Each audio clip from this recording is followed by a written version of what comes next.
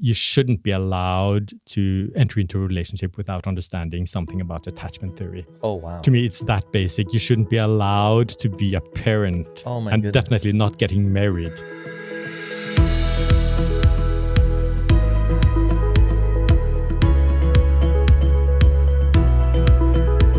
Hello and welcome to the Overflow Podcast. This is a podcast on a mission to discover how you and I can live a life of abundance, full to overflowing.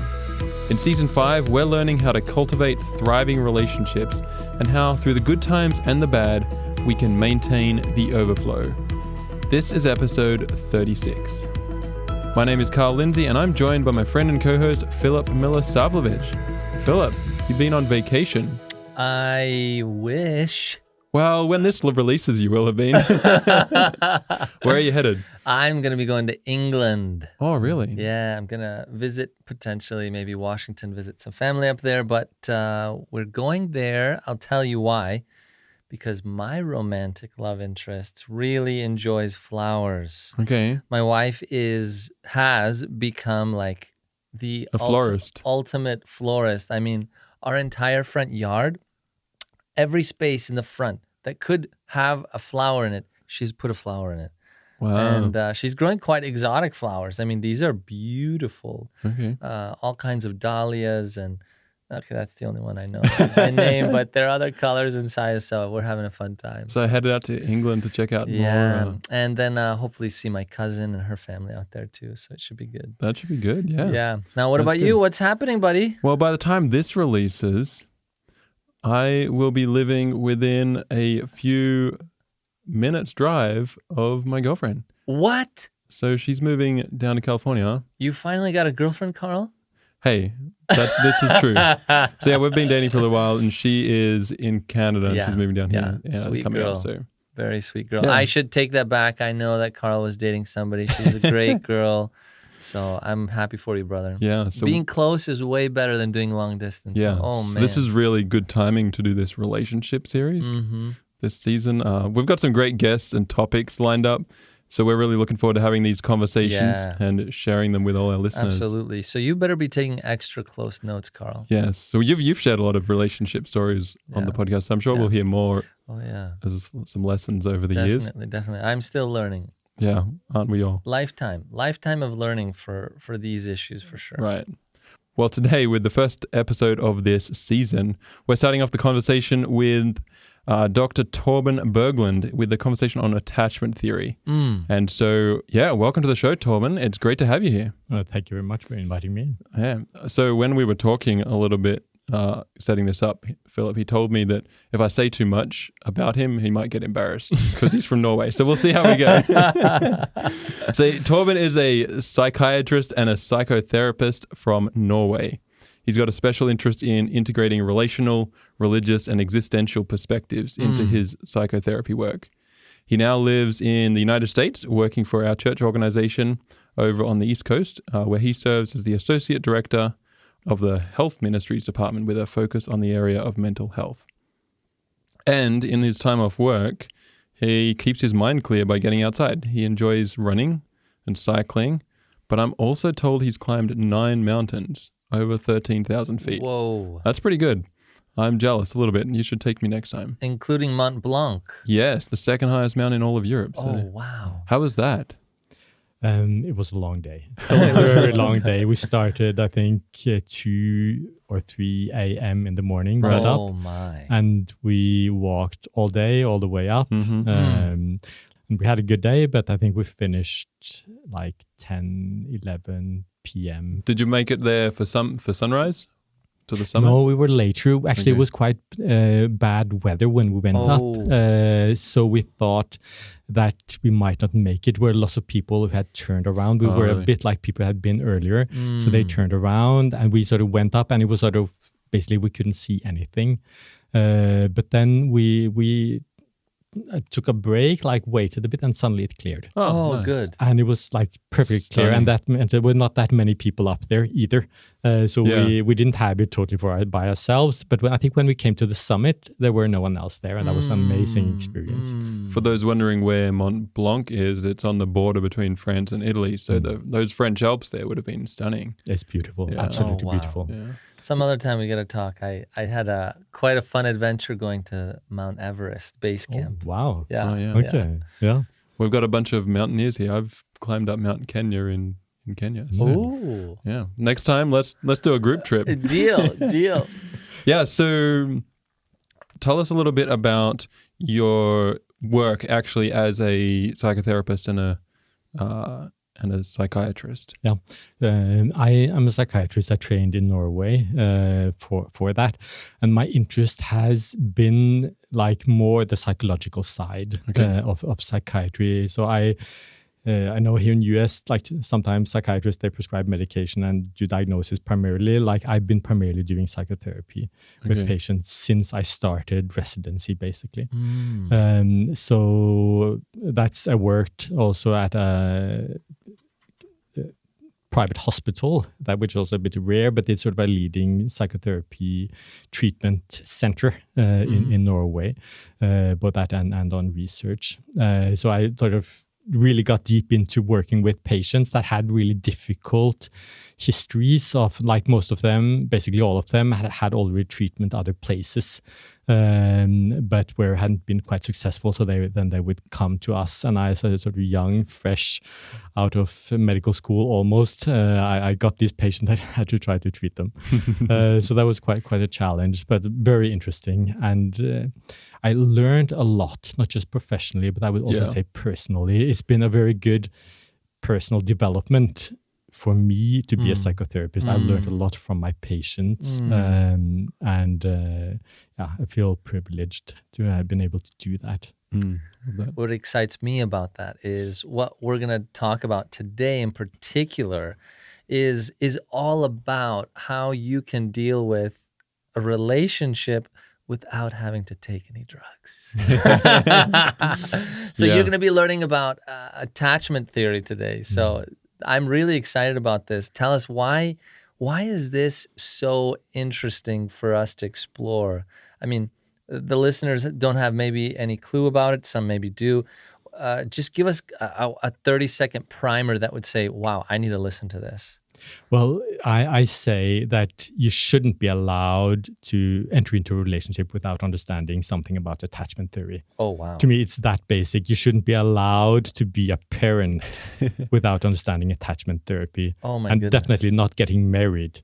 So that's how crucial and foundational I see it. And it's been for me professionally very important and relevant for me to understand in order to understand patients and understand the struggles they have. Like when I got into doing my residency, talking with patients, to me, it dawned on me very quickly that what they were struggling with was, in general, it was relationships, relational issues, and struggling with closeness, struggling with love, either in the present or in the past. Or making things work. And that's where, when I started working with patients, I knew nothing about attachment theory, but I discovered it eventually.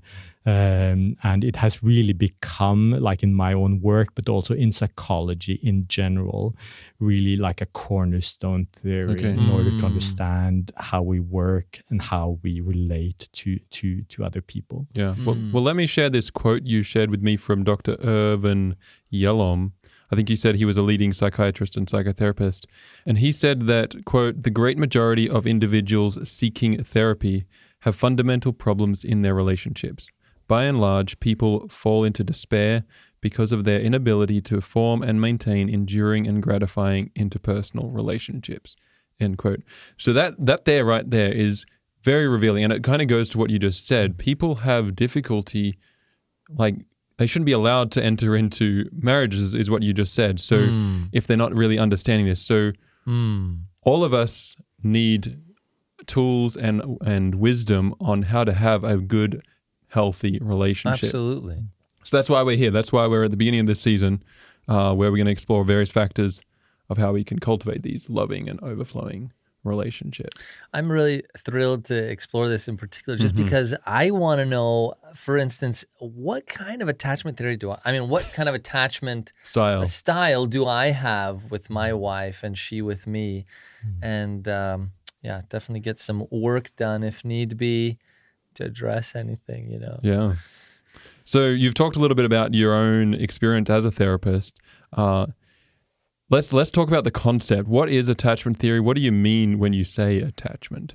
Well, in short, attachment is about how we form emotional bonds to other people, and especially in close relationships. And it starts out when we are born.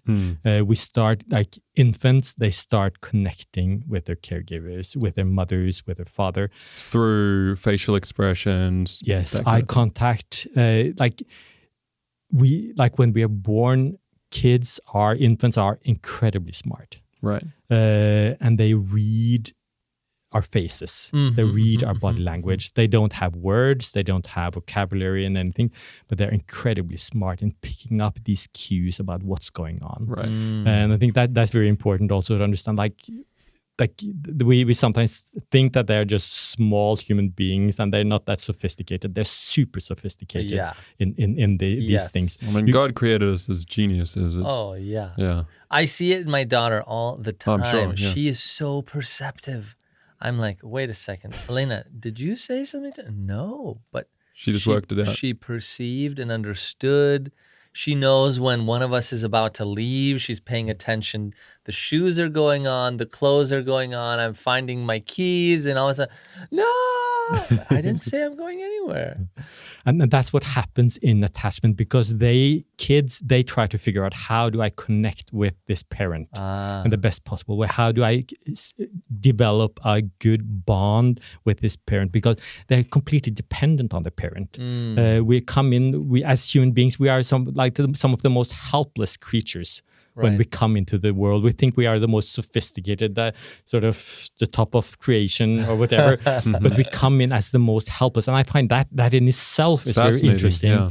Like, why aren't we born like other mammals that can get up on their feet and walk? Yeah. Within 30 minutes. Right. Yeah. Right. For us, it's months, it's years until we are able to manage on our own. Right. And I think that is because we are created. I believe that there is a God that created, and it's by design that He wanted us to be in relationships, and from the very early on, we realize that we are completely dependent on it. Right. But that's where things can go wrong. Also, because this is not a perfect world. There are no perfect parents. Yeah. And kids, they figure out that very quickly. Okay. I think of the book that I read some time ago in my doctoral studies called The Teenage Brain by Frances Jensen. And she talked about how mentally we don't develop fully, for instance, as males and females into our 20s. And so I wonder, how is it that attachment then also matures as we age, and the process in that, how that goes? Well, we can't wait till we are 25 to develop bonds with people. We start very early on. And basically, we say that much of the attachment style, you already mentioned that word, the way we attach, the way we think relationships work, much of that is shaped already by the time we are 1-2 years old.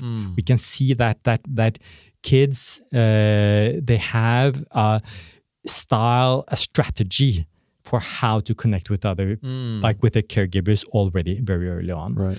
And that strategy, that is we take that with us.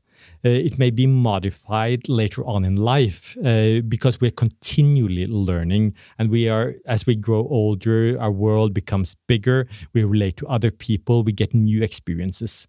So how we attach, how we bond with other people, that's a very dynamic process that we keep developing, keep maturing throughout our lifetime, basically. But there's a dominant style that we kind of hold on to. Is that what you're saying?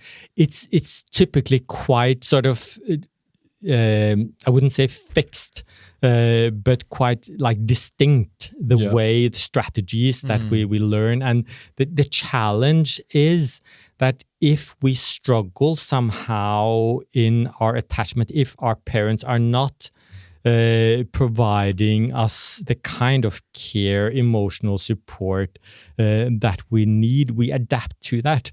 And then when we go into our other relationships, we tend to think that, well, this is how close relationships work. So I apply the same strategies I had with my parents. I apply that to other relationships. And that's where things can become complicated because you're dealing with other people. And it's not the same person, right? Yes. Yeah. So let's talk about those styles. How many are there, and what are they all? Well, it's basically, we talk about 4 different attachment styles. Okay. Broadly, you can split it in what we call secure attachment style and insecure attachment styles. Okay. So it's plural. We think that about 50-60% of people develop a predominantly secure attachment style. That's pretty good. That's half of the population is secure. Yes. But but the opposite's terrible. I mean, like, okay, half the U.S. population is deeply insecure in their attachment. Well, but that's what I said, predominantly secure, because we're all on the spectrum somewhere. There's no one who is 100% secure, would be my claim, because there's no one who has like just perfect, every need has been met, everything has just been perfect. We all go through emotional pain and hurt in our experience.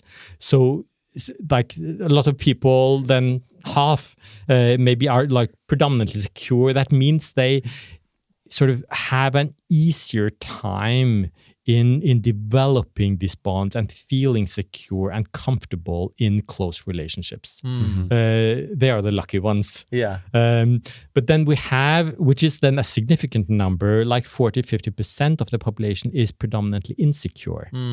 And that is a big number. And it's important to recognize we're not talking about pathology.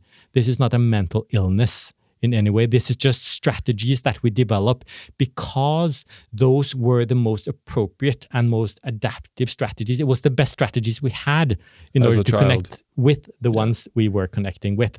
But then we take it with us into life later on. So that's the two big ones. Okay. So insecure, secure.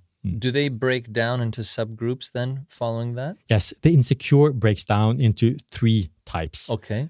Basically, we have what we call the avoidant type, the anxious type. These are sort of quite opposite in the way they use the strategies to secure closeness and bonding. Okay. And then the 3rd type is what we call the disorganized or fearful attachment style. Fearful. Okay, I like that. Yeah. And that's you like that, Carl? Well, I guess it makes sense to me. Okay. Like disorganized is kind of disorganized. But fearful, it wraps a little bit more definition around it. And these are all under the insecure. These are the insecure types. Okay, and then let's come back to what kind of characterizes each one. What are the ones under secure? Under secure, we just say they're secure ones. We don't worry too much about the secure ones. But what you're saying before is that I may be secure, but I also tend towards a little bit of anxious or a little bit of avoidant. Yes. And most people, when they look into this and learn about it, they will see that even if they are secure, they have a tendency towards avoidant strategies or anxious strategies, typically. Okay. So now, let's break these down a little bit. What are the characteristics of these exactly?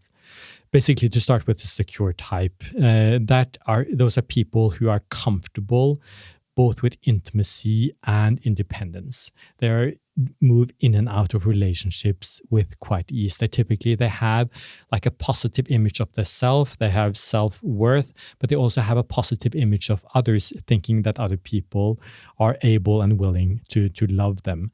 So typically the way they see themselves and others is that they see that, well, it's quite easy for me to get emotionally close with other people. And sort of I don't fear my own feelings or the feelings of others. Like they're okay with emotions and expression of emotions.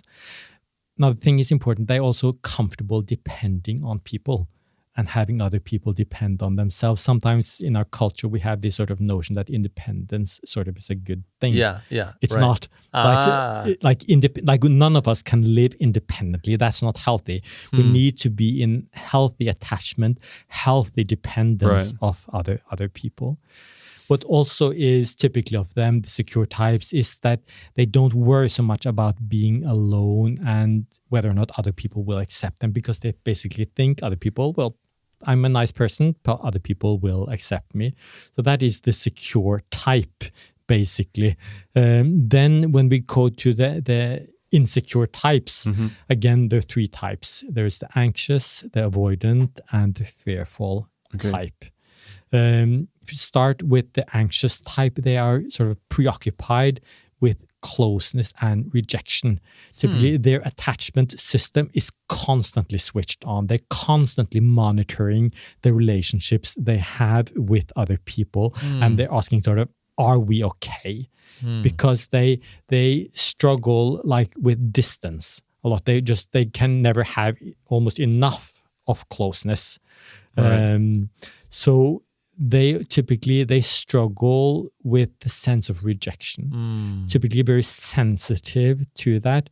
Criticism typically is felt that as it is rejection. And that means they sort of become very sensitive and struggle with that. If something comes up, there's a like expression, someone becomes angry or whatever comes up, like things that can happen in a relationship, like they're going to panic very, very much. Okay, I won't say that some alarm bells aren't going off in my head right now. So, but still, these are, again, it's the deep need for closeness and attachment. Because they like have this constantly switch off, like their attachment system is hyperactivated in a way. And what they often find is because they crave closeness so much, sometimes they sort of are labeled as needy. That's I don't like that term. I feel sorry when someone says that. Whenever sometimes they're like, oh, that person is very needy. Well, to me, sort of, I reinterpret that immediately. Well, it's probably an anxiously attached person. They need so much closeness because otherwise they're stressed, they're anxious, and they worry. And they also can become very easily overly dependent on people, and also struggle letting go of unhealthy relationships. If it's a romantic relationship, because they like any kind of attachment is better than no attachment for them. So they can hold on to it. I think of the person who just doesn't know when to break up with a dysfunctional person. That can be that. Yes, it can be that. So that is typically a lot of emotion. There can be quite a bit of drama, and sometimes sort of it's looked down upon, it's criticized. Criticizing someone for that kind of behavior just makes things worse. Saying that like you're too needy, that is rejection to someone who experiences things like that. Like they need assurance, they need comfort, they need closeness, and of course, preferably they should understand something about what's going on, that how they interpret things, how they perceive things may not be the way things actually are.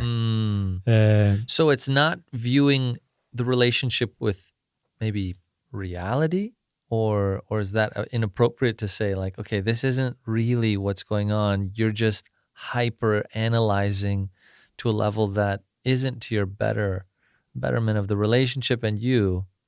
And that's a difficult thing. Like, what is reality? We're all interpreting. Oh gosh, existential, ontological questions here. So that's a challenge. Like we constantly we're processing things, all of us, all the time. Things happen, and we filter it through our past experiences. And that's what happens in attachment. Also, it's our past experiences that are our reference. Not to jump topics, but the book "The Body Keeps the Score" by Bessel van der Kolk helped me understand this kind of thing, not necessarily attachments, but just realize that everyone else is dealing with their own reality. And you have to relate to them with that in mind. Yeah, and that's an excellent book for me. If I ever go back to supervising, coaching residents in psychiatry again, that would be the first book I'll tell people to read. Right. The Body Keeps the Score by Bessel van der Kolk. It's so foundational to understanding our psychology and the traumas that other people, but also we have experienced.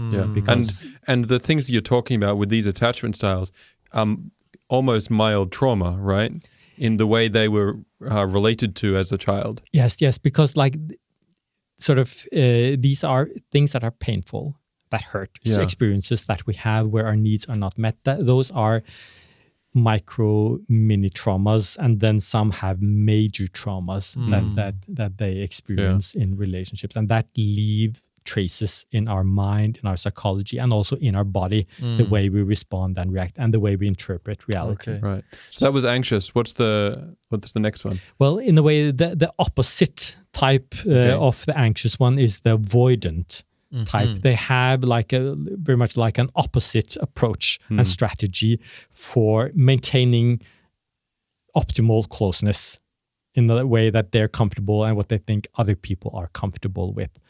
What they do, instead of like being hyperactivated their attachment system, they much deactivate their system, because if they feel that if they ask for too much, if they crave too much, then they won't get anything. Right. So they sort of tone everything down a bit. Typically, what happens is that they become quite like in relationships, in their approach to closeness with others, they become quite self-sufficient and often can like even deny their need for closeness. Not necessarily that they express it, but in their mind, they say, well, I can manage on my own. There are more important things in life than relationships. Right. So typically someone like who would just say, move out in the wilderness, live by themselves, then I was sort of like, this may be some attachment issues going on here. Or someone who like becomes addicted, like a workaholic, rather stays at work instead of going home, or engaging in like social relational things. That can be also an expression of this kind of avoidance strategy in relationships. So then what's the last insecure type? The last insecure type is, in a way, the one I feel the most sorry about.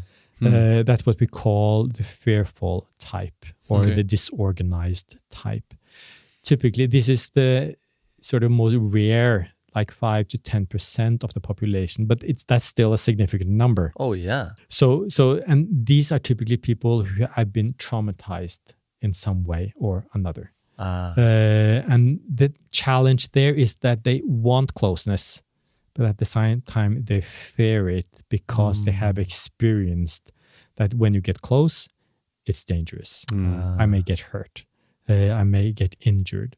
So they typically, on one side, they want it, but they run away from it also. And typically they would say, like, feel like I don't feel loved or wanted. I can't trust anyone. The ones who should care for me, like if it's a boyfriend, girlfriend, a spouse, they at the same time is the greatest threat, or is perceived that maybe not because they actually are, but because of the past experiences. So they project on the partner that they are, because the thing is, like, the things we've learned in our close relationships before, we tend, when we get into a new relationship, different, like we bring that into it.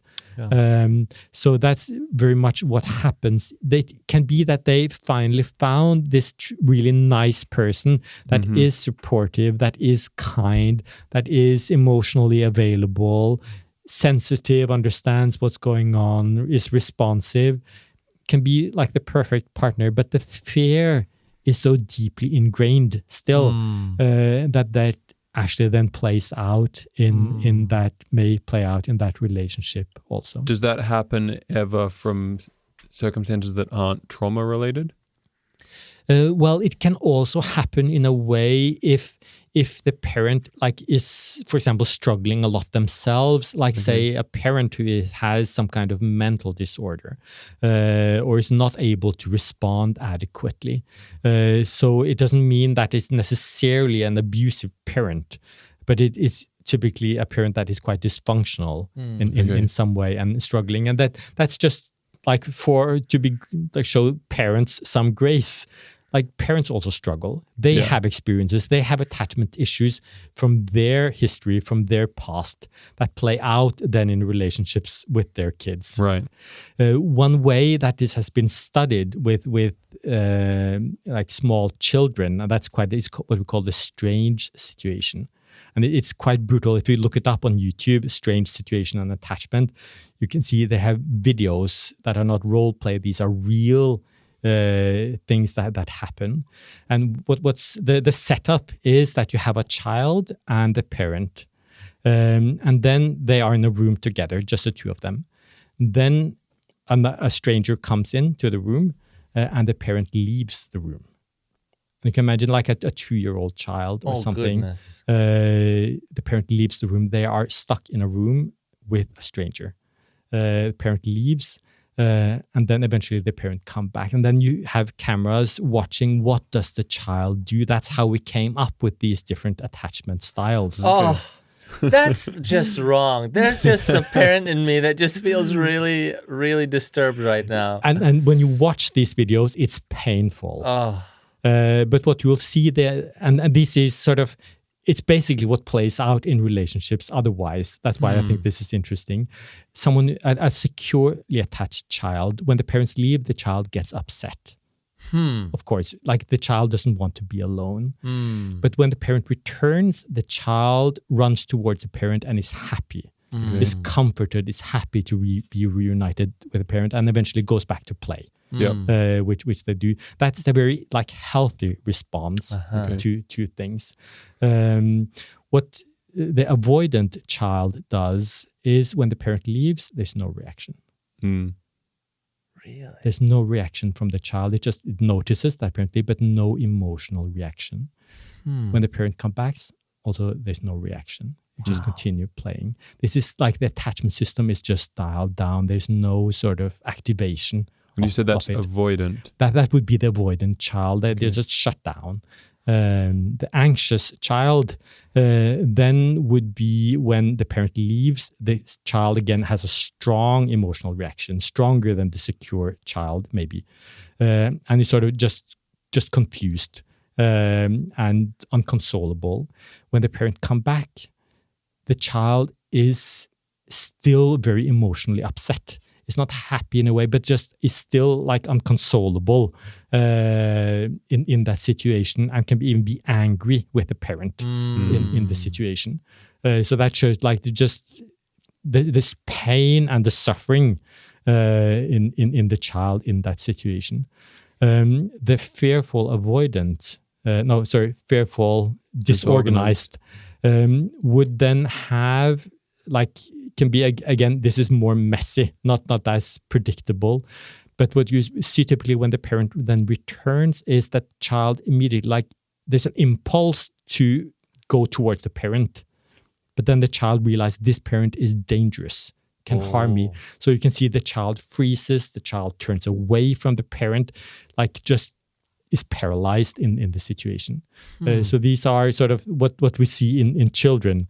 But this is what in way sort of more subtle plays out in romantic relationships. The interesting thing is that somehow there seems to be a certain affinity between the anxious and the avoidant types. Interesting. So what we say... you said an affinity? They like each other. Oh, right. Okay, yes. This is sort of, and we were just generalizing and exaggerating a bit, but people who are secure, they get into relationships and they make it work. Typically, that's what often happens. So at least if one person in the couple is secure, that's a good thing for the relationship. So often, because they're not that stressed, they make things work, and then sort of they're off the market. So when you get then into the 30s or wherever, with the ones who are left, I don't want to offend anyone. I'm beyond 30s myself. But what's typically happened is that sort of the secure ones, they sort of are more or less out of the picture. So then what's left? And that's when two people who are avoidant, they won't get together because they're too sort of. They don't have the drive enough to get together. That makes sense though. Like opposites attract in the cliche thing. But yes. Makes and two sense. who are anxious, that can just be too much drama. Right. So then you're often stuck with this dynamic of the avoidant and the anxious, and that can work well. Like in basically any combination, when people are mature, when they have understanding of their impulses, the reactions, any combination can work. But it is a challenging thing when an avoidant and an anxious get together because they can sort of, the more activated the anxious gets, the more activated the avoidant gets, but they are in sort of in opposite directions. So the avoidant will tend to run away and the anxious will run after. So that's kind of the dynamic and drama that you can have, but that's like if you understand what's going on, if you understand the needs that are playing out, and that's why I'm saying it's so important to understand these dynamics, because we all have them to some extent, and it's important to understand what are my dynamics, what are my impulses when things get heated, when things get difficult, or when I'm suffering or struggling. Right. Because if you understand what's going on, you can take a step back and think, what's going on now? Should I just follow my impulses, or do I maybe need to do something different? Right. So if I'm listening, if one of our listeners is listening at the moment and they're self-diagnosing themselves, you said it can be hard to self-diagnose, but maybe I'm feeling like I'm more avoidant or anxious or one of these insecure styles. Is there hope? And to become more secure. Yeah, is there hope to change? Because you said it often happens before like you turn 5, before you, like when you're very little. Well, you don't need to change in order to have good relationships. Okay. You can have good relationships and still have these insecure attachment styles. Oh, really? So is it almost like personality types? You got the Myers-Briggs, ENFP, INTJ, and this is just what it is. This is my style. It sucks that it has a negative name, but that's me. I'll still survive. We'll have a good life. I mean. Yes, I think that's a very good example, because again, what I said, we're not talking about pathology. We're talking about strategies that worked in a given context. And maybe you also need to apply that context, because you may be, when you're interacting with other people, you may have people interacting with people who are not able to give you what you need. Like the 3 words that we say are important: that someone is available, that they're sensitive, and that they are responsive. That is sort of the ideal relationship partner. But then if we think about ourselves, we can all struggle with these things. We like making ourselves available, being there for someone, being sensitive, understanding what's actually going on, and then like responding appropriately. So with some, that it's the best strategy is to be avoidant, or the best strategy is to be anxious, or even to be fearful, given who the other person is. So that these are just various kind of strategies. In the ideal world, we would all be secure, because everything would be perfect, but that's just not the world we're living in. So you talk about different people, and then you use the strategies for these people, but more likely it's actually just going to be situations, and you're going to use the strategy for this situation. And so the way to become healthy is to understand your style and how you react, and then in a given situation you think, this is a dangerous situation, so I'm going to be avoidant. Or is that the kind of idea? Yes, exactly. And like that is healthy attachment functioning, is that you're flexible on this, that you're not rigid. Like say if you're a secure type and you go out in the world and think everyone is nice, everyone is going to love me. I just need to make proclaim my needs and they will be met. That's not how the world works. Right. So that's why sort of being flexible, understanding when to apply what strategy. And that's why if you are insecure and if you realize that you have a predominantly insecure type, then that's just sort of, okay, this is how I'm wired in a way. But given the situation I'm in, what would be the best approach in this? How do I interpret what's going on? Maybe what you need is to think twice or 3 times or 4 times when you are in a difficult situation and think, am I now just acting based on what I learned back then when I was a child or some other relational experience I've had that I'm projecting into this situation? Or am I actually dealing what is the reality now? What is the most appropriate way of responding to this situation? So is it almost not fair to say, how do I grow into becoming more of a secure attachment style? Is that even possible? Is this kind of just I'm ingrained, built with an insecure type, and I just have to learn how to work with that? Well, most people, they keep the style that was the predominant one, the one they took into adulthood. Some people can change. And it's like, again, this is because we are continually learning about relationships. So if you are insecure, the more good relational experiences you have, the more secure you may become, the more trusting you may become, the less sort of anxious, fearful, avoidant you may become, because you realize, like, I can express my needs. There are people out there who care about me. The other way around, you can start out as secure.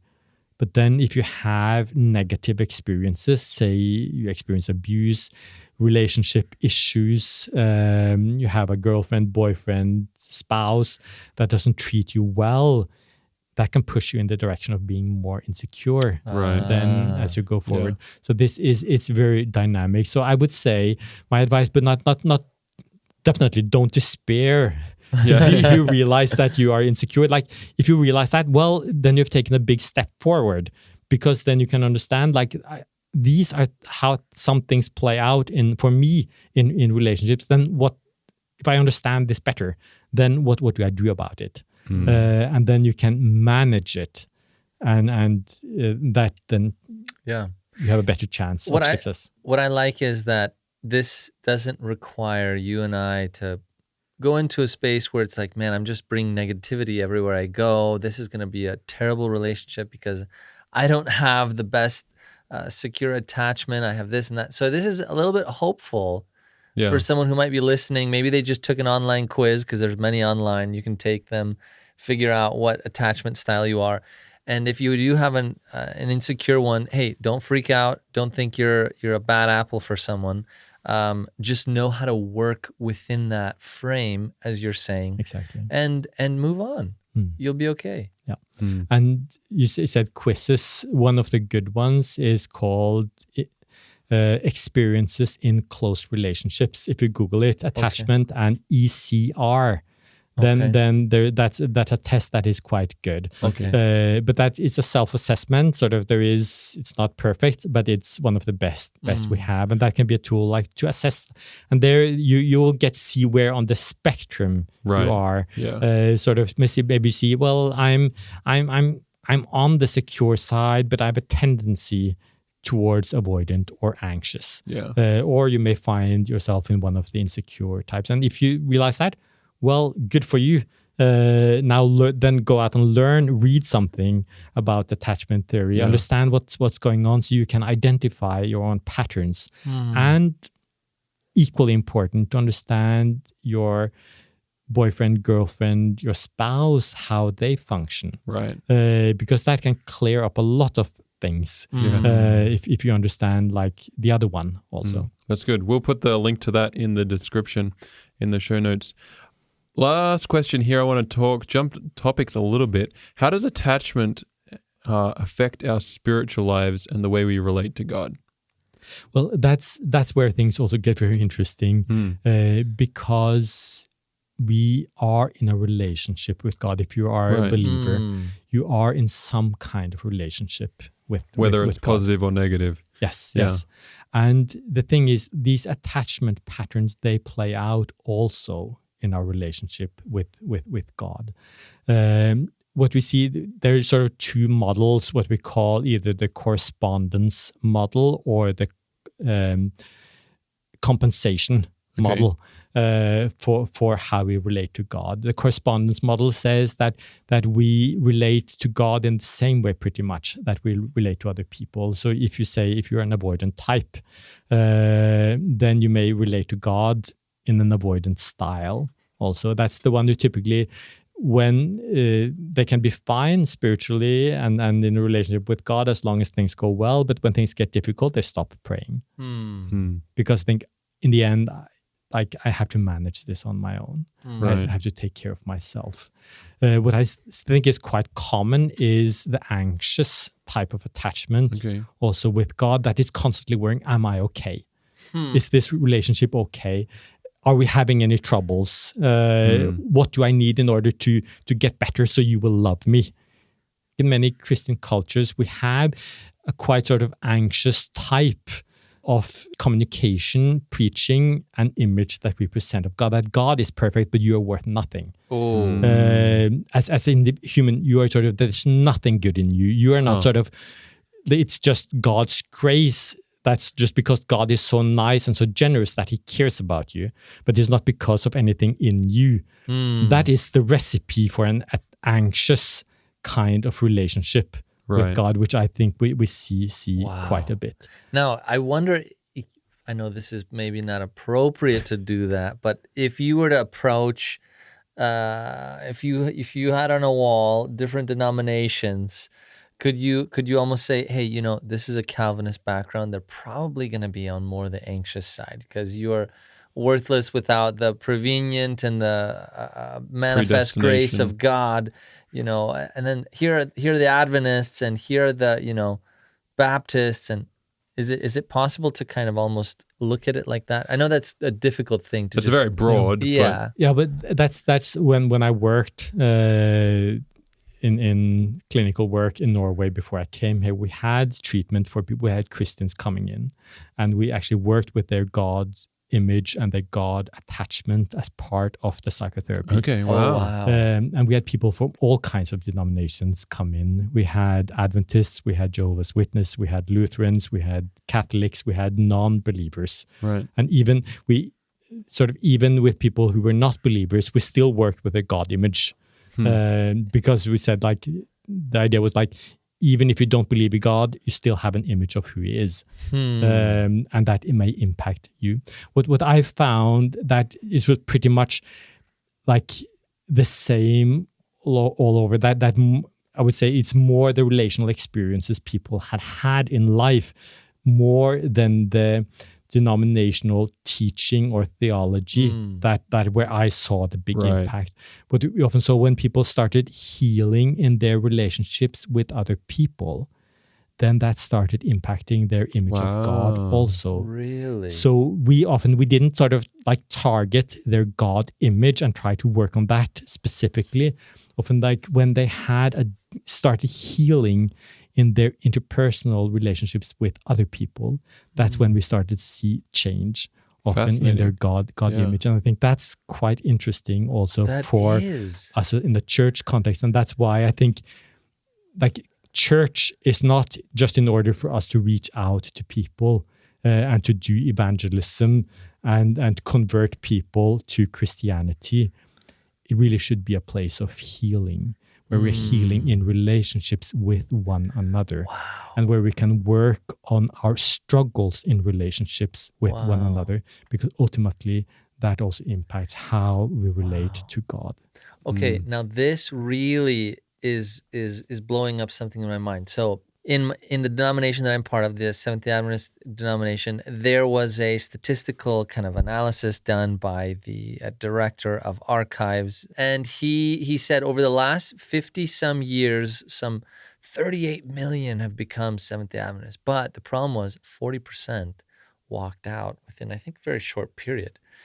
And what he found was that a large majority had some form of relational issues. And this is very broad. I conglomerated them all together. Right. Divorce, parenting issues, fights with church members, fights with the pastor, fights amongst one another in a church setting. So you're seeing that people are walking away out of the denomination, and a large reason being because of interpersonal relational dynamics. Wow, so that makes sense. Yeah, wow, that's 1 and 1 equals 2. Yeah. I mean, I don't know if they're equivalents completely, but it makes sense. But I think it just says that church is about community. Yeah, it's not just something sort of that being together. It's not something just optional, but really connecting with people, being together with people. It should be the essence really of church. It's not just about God, it's also loving one another. That is as important in church. I mean, how is it that John 17, I'm now forgetting the exact verse, but it says that by our love, John 13:35, yeah. 13:35, yes, they will know that we are Christians. It's like this, there is this notion of when you do community right, the world will know that there is something here that's special, that's significant, as you bond well with one another. And that's also why I think church, it should be a place where we accept and acknowledge that people are struggling. Also, when people are struggling, now like the focus in this talk is also about relationships, romantic relationships, but that also must be like, church should be supportive of that, because we're just human beings. We will be struggling in our relationship, but that's our growth as human beings and as Christians. That's part of it, and we need to accept that and be a community that is helping people rather than criticizing people when they make mistakes, when things go wrong. Be gracious, being forgiving, being supportive. That is so important in church community, and of course even more so in relationships. Yeah. I mean, what you just said at the end there is highlighting why this next season is going to be so important. Like chasing that abundant life that Jesus promised, the overflowing life that we are kind of after, that's what it comes down to, relationships and interpersonal relationships with our community. If I can just say this one thing, I think so many times we forget that wholeness, and this is something I tell my students regularly, wholeness doesn't happen in a vacuum by yourself. To find personal wholeness comes from your interplay with everything around you.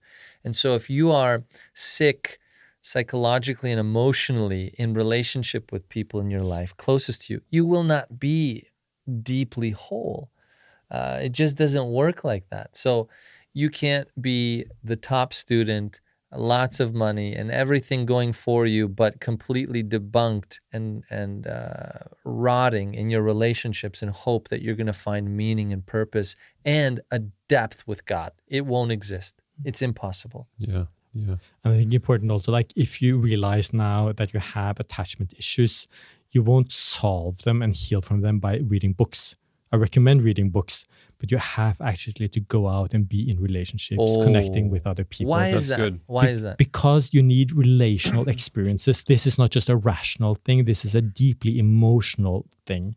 And these are like reactions, instant reactions that happen in the emotional part of the brain. And that's, you have to retrain that part of the brain. Yes.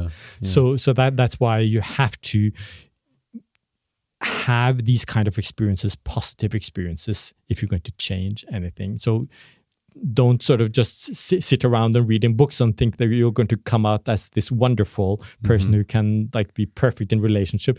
You actually have to go out there in relationships, and it will be messy. It will be messy. Relationships are messy. Some of us don't like that idea because we prefer things a bit OCD and like things clean and tidy. But that's just not how relationships are. It's in relationships we are confronted with ourselves in a way that we are nowhere else. That's brutal.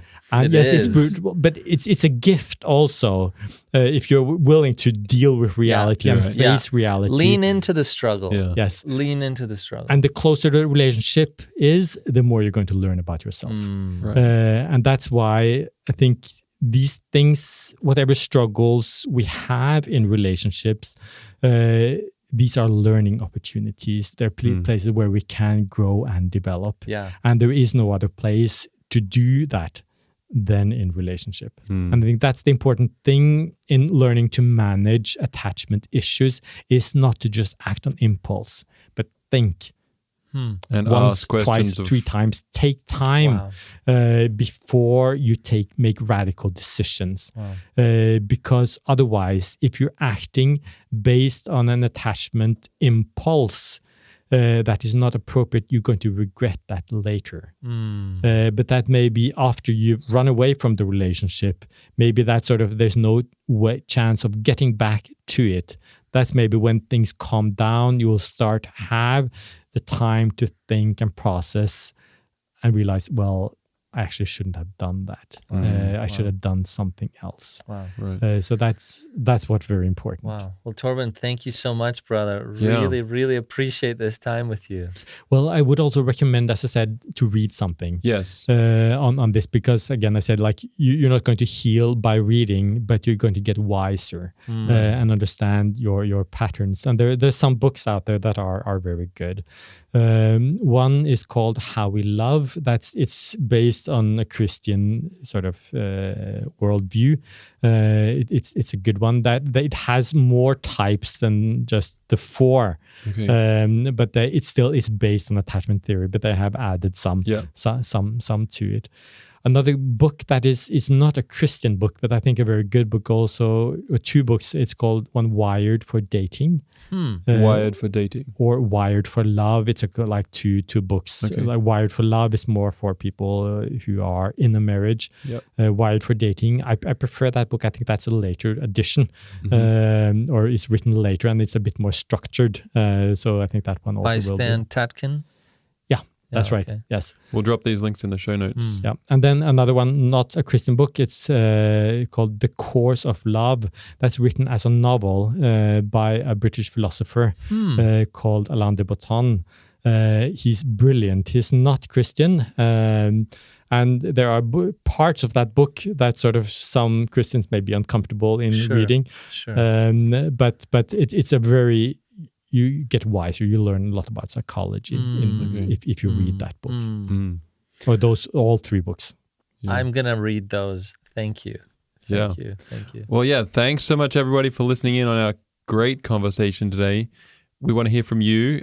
You can message us on Instagram at Choose to Overflow, or visit our website choosetooverflow.com, where of course you can find all our past episodes and also a downloadable summary of today's episode, to help the ideas stick and help you share what you've learned with others.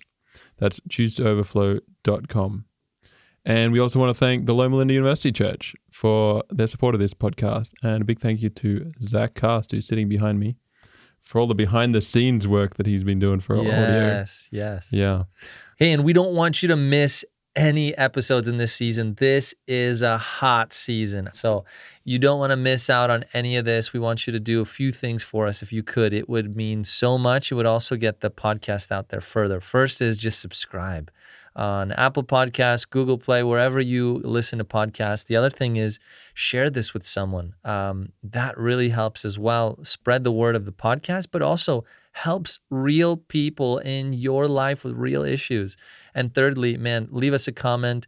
5-star reviews are always great, but we want to just hear from you. And so follow us on Instagram, email us if you have questions. We would love to engage with you. And before we go right now, I just want to bless you. So amazing God, we thank you so much for this time that we've spent together. And Lord, I pray a blessing over my friends who are listening right now. Would you speak into the life words of courage, hope, and peace, that they would see that there is peace, hope, and love in spite of the difficulties in this life. And there's so much to hope for, so much to love, and there's so much peace to receive from you and give to others. In your name we pray, amen. And as we always say, choose to overflow.